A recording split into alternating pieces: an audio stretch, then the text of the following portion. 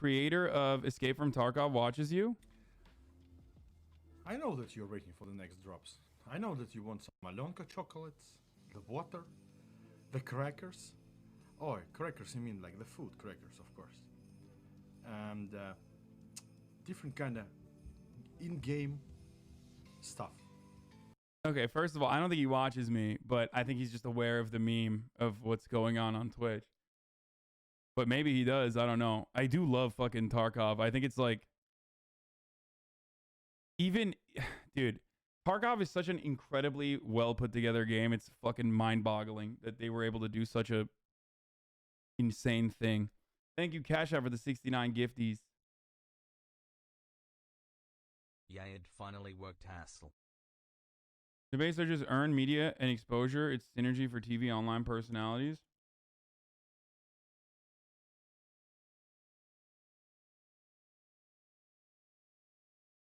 And don't get me wrong, like, it's fun. Anyway, as we were saying, like, it's fucking fun. It's fun to fucking absolutely thoroughly dismantle someone's arguments and embarrass them.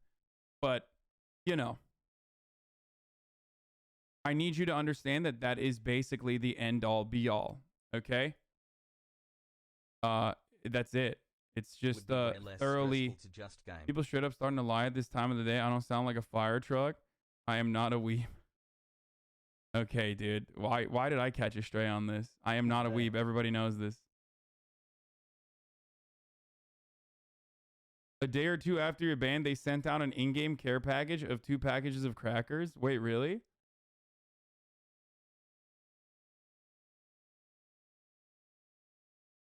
But Eric definitely watches. Oh, wait a second. Number 9, the death of Yahoo Answers. Oh, yeah. He said he was going to do a video on it, but then he said maybe he'll do a short. Is this it? Is this the cracker saga? That's right, you fucking cracker-ass bitches. The number 9 Eric moment of the year was when Yahoo Answers died.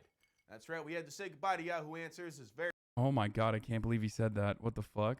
I hope I don't get banned for that. Twitch, I disavow. I disavow. I disavow. I disavow. I don't know who this person is. I don't know internet comment etiquette. What the fuck?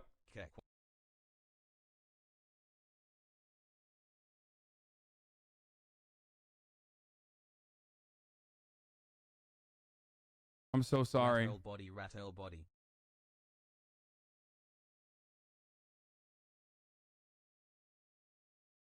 The views expressed in the video that we just watched do not reflect the views of the HasanAbi broadcast, the HasanAbi franchise. Okay? I don't know what the fuck that was. It's terrible. Why are there people just lying in articles now? What the fuck? We need ethics in video game journalism again, dude. We need a Gamergate 2.0. Okay? Sports Skida? What the fuck is this? That's taken out of context. HasanAbi gets exposed as a weeb while streaming on Twitch. I did not. Okay? 1.5 years now, King. Keep up the great work.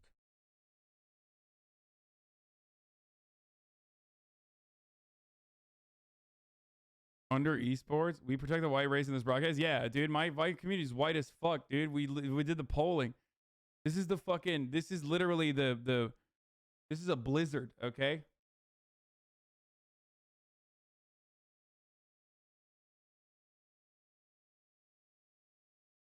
Anyway. Sports Kita is an Indian, essentially online tabloid / content farm. Kita means crumb. That's funny. Chat, I got married this year. Anything can happen. Life is good. If not, I hope 2021 is better for you, Hassel.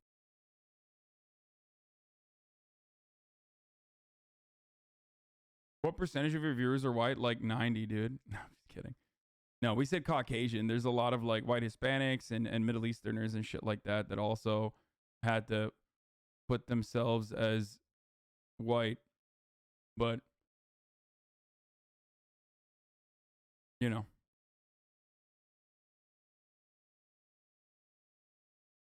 Even then, it's certainly a big chunk of the community. Where was Hispanic / MENA option? No. Okay. Middle Easterners and Hispanics aren't white, Lamau. There's literally a fucking U.S. Census white Hispanic category. You know that, right? Of course there are white Hispanic people. What the fuck are you talking about?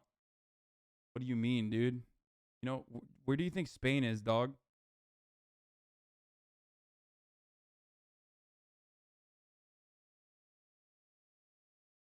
BreadTube, or LeftTube, is a loose and informal group of online content creators who create video essays from socialist, communist, anarchist, and other left-wing perspectives. BreadTube creators are known to participate in a form of algorithmic IA. Okay, what the fuck is that dono? Here, let's I keep don't really going. fuck with debate bros. I'm going to resist being extra uncharitable and doing a montage of all these snippets and bad takes that I could find, because I don't want to poison the well too much here. And I don't want to reduce them to their worst moments, because I wouldn't want anybody to do that to me.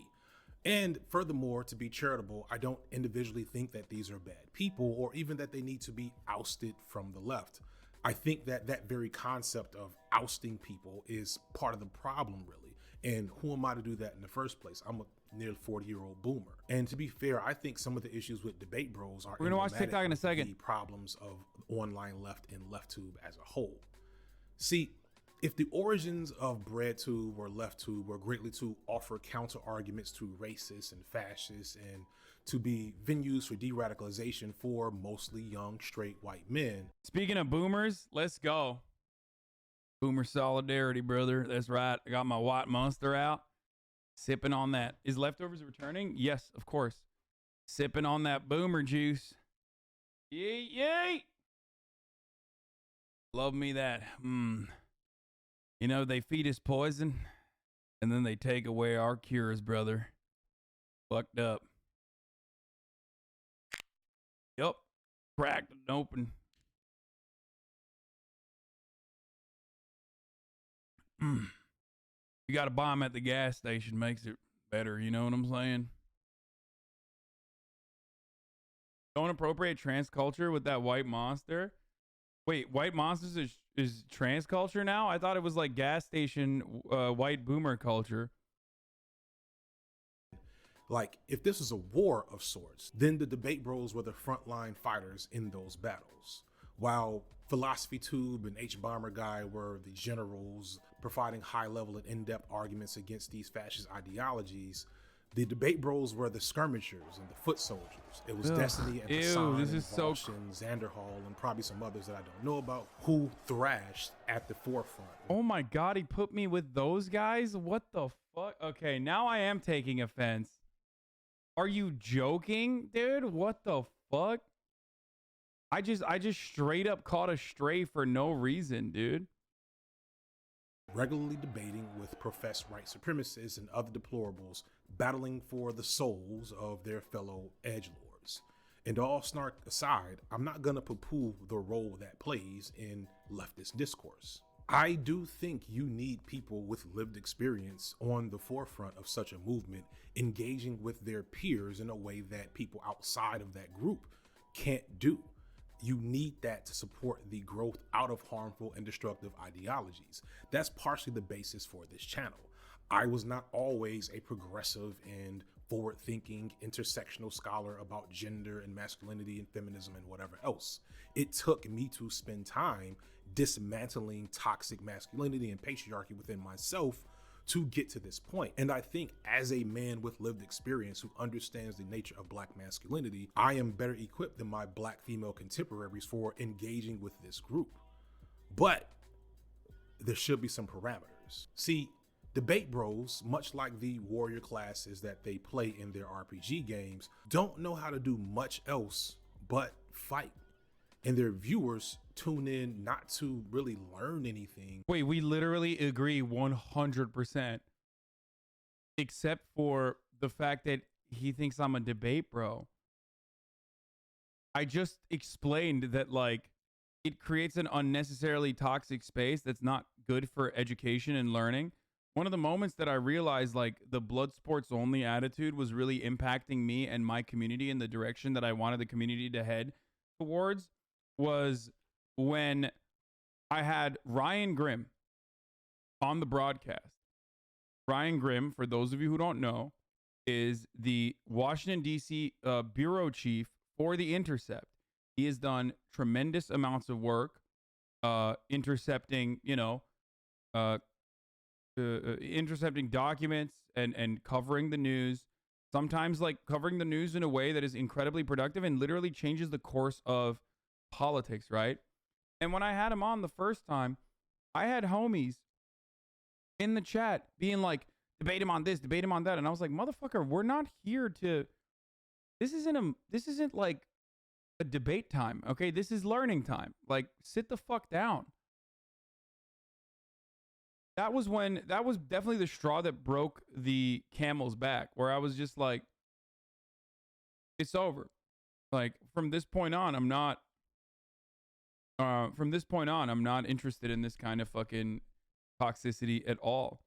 And for the record, of course, that doesn't mean that like I don't debate. Obviously, or don't offer talking points. Of course I do. I do. You know, look at talking points in the chat and respond to them. I look at talking points in videos and respond to them. I give you talking points as well. Certainly. Okay. Certainly.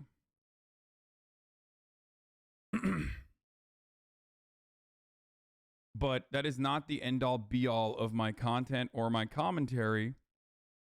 And I find it more productive to just like, you know, have fun and throw a little bit of educational content in the middle there.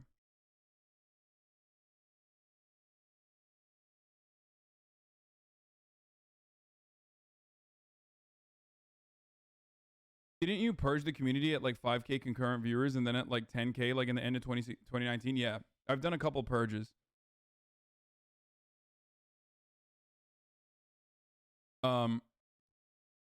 Method you use is more realistic and applicable to real life. The takes you respond to are ones that we come across IRL. Yeah, I'm not saying that like there is no value to responding or learning and recognizing the talking points that right-wingers engage in.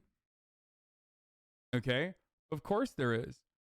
People, especially right-wingers in general, love to arm themselves with the same talking points that, you know, that they're disseminating out of think tanks.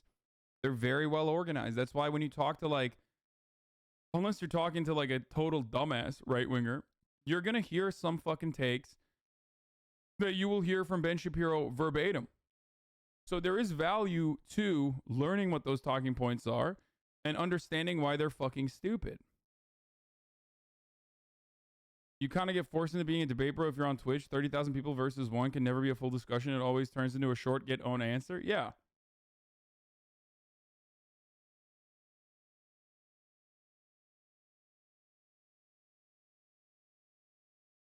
But I do think that no matter where you go,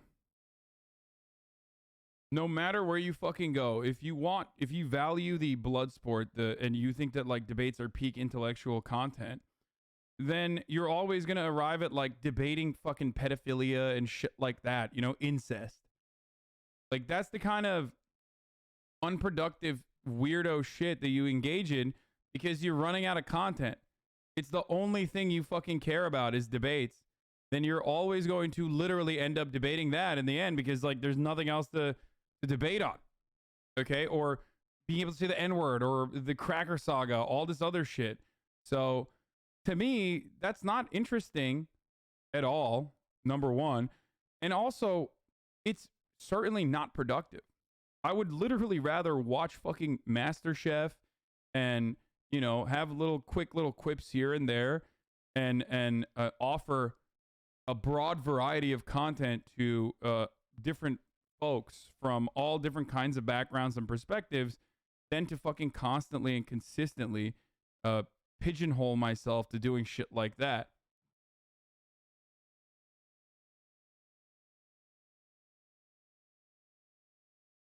Okay?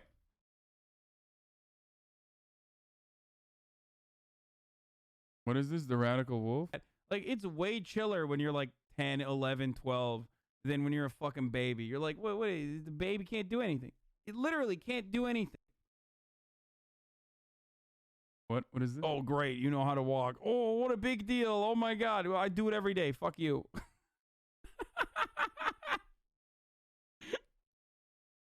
You know what I mean? Nobody's celebrating me fucking walking, you stupid dumbass baby.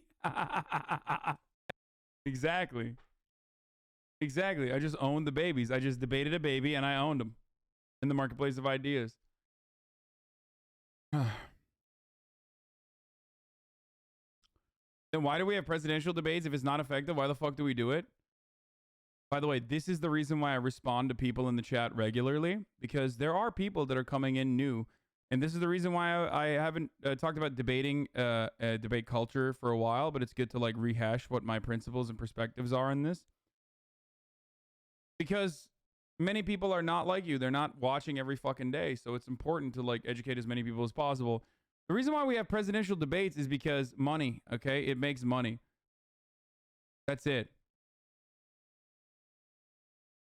Viewers and money, sponsorships.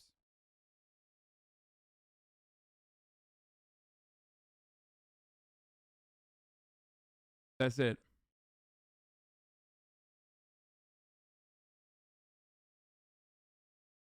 What the fuck is this? Debate them? No.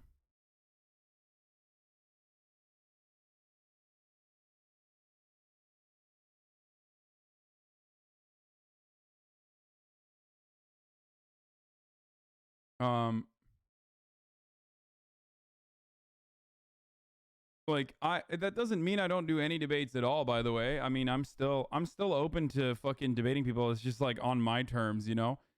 I'm not going to go on the Tim Pool broadcast and fucking fly out across the country. Like, I'll do it via Zoom if Tim wants it. He DMs me all the fucking time, right? I'm not gonna do that. Like, again, same with Steven Crowder or Ben Shapiro. I guess I can make exceptions for Steven Crowder or Ben Shapiro, but even then.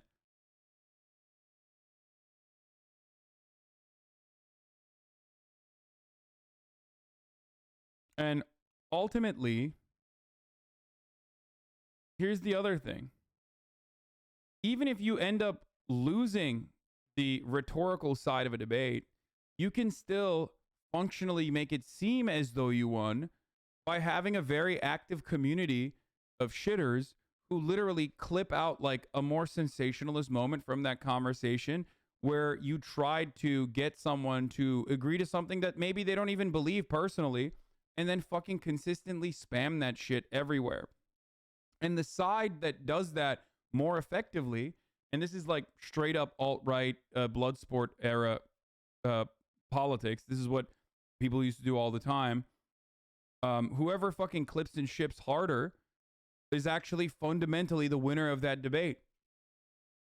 So it's just so dumb in the end. It's so stupid ultimately. You realize your beliefs are most likely wrong? Wait, whose? I've actually never had a fucking debate where I've been like, wow, my fundamental core principles are wrong. Wow, I did one debate and now I think like black people deserve less. Like that's never happened. You know what I mean? That's an insane fucking take, you know? Yeah, I did one debate and now I think you know, working class doesn't need any fucking help. Or, oh wow, I did a debate and now I think Medicare for all is actually bad. Like that's insane. The only people that do engage in that sort of stuff more often than not are people who can be very easily convinced.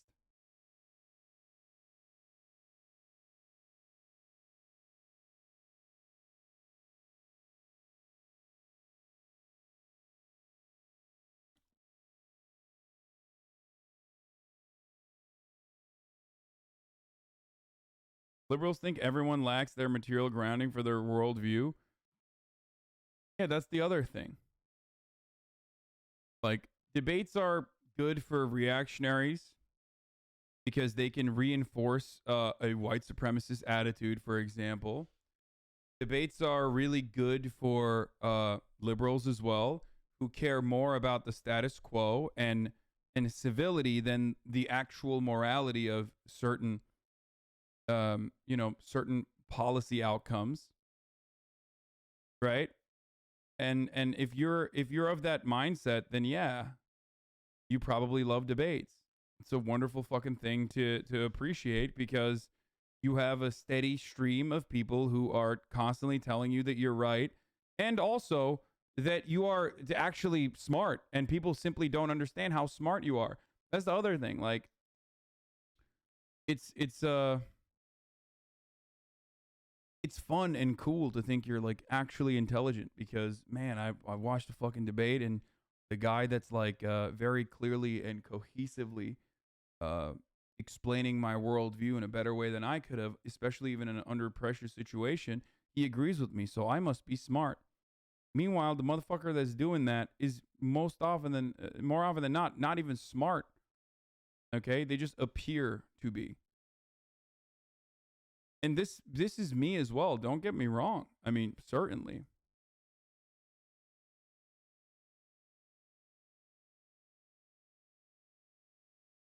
Based on what you said, you used to be a debater, but not anymore. No, I have seen debates as a productive thing, certainly, and I still do believe that there is a productivity that you can get out of a debate.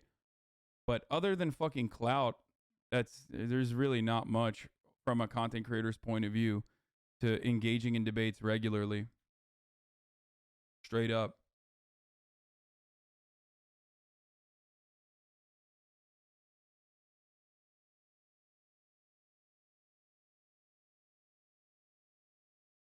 Watching Michael Burke's debates were always entertaining. Yeah.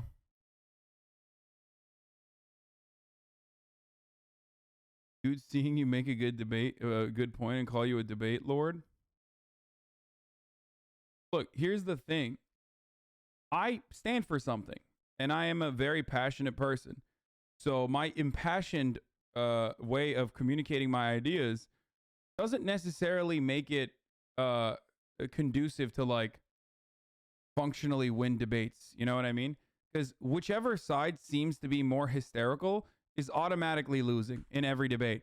So the side that doesn't have any true values or anything like that doesn't give a shit about, has a gigantic advantage. Okay? That's just the point. Like, if you have no fucking values, if you don't give a shit about the things that you're talking about, and you're just doing it simply for the sake of like winning an argument, then you're gonna fucking kill it. And a lot of these debate lords are like that. Okay?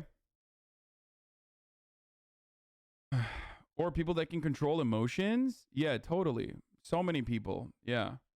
Like, what you are saying, white chatter, is you should be able to control your emotions against people who devalue you as a human being.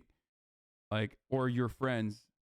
Like, me being white actually gives me a lot of privilege and helps me communicate some of these ideas to people who would otherwise never listen to non-white people who are engaging with them, non-cis people who are engaging with them, right?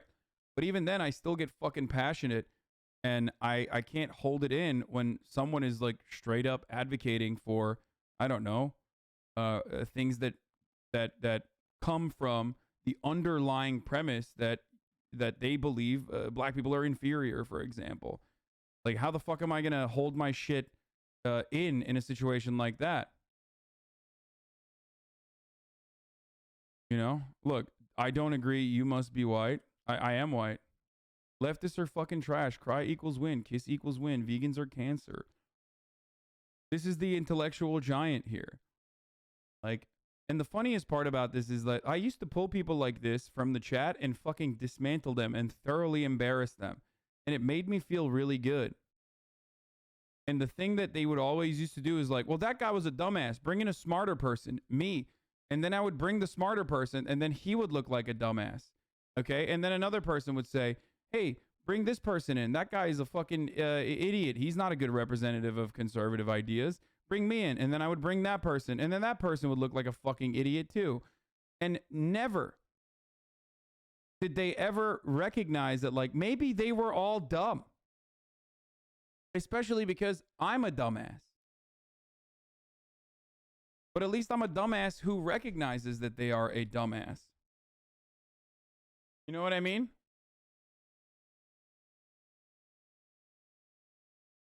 some of you dumbasses don't recognize that either, which ultimately makes you dumber than me. Okay? So it just got to a point where it was really fucking boring.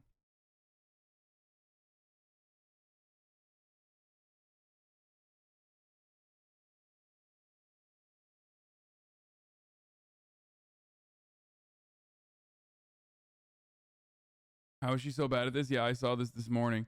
It's not just that she's bad at this. All right, let's move on from this stun lock, though.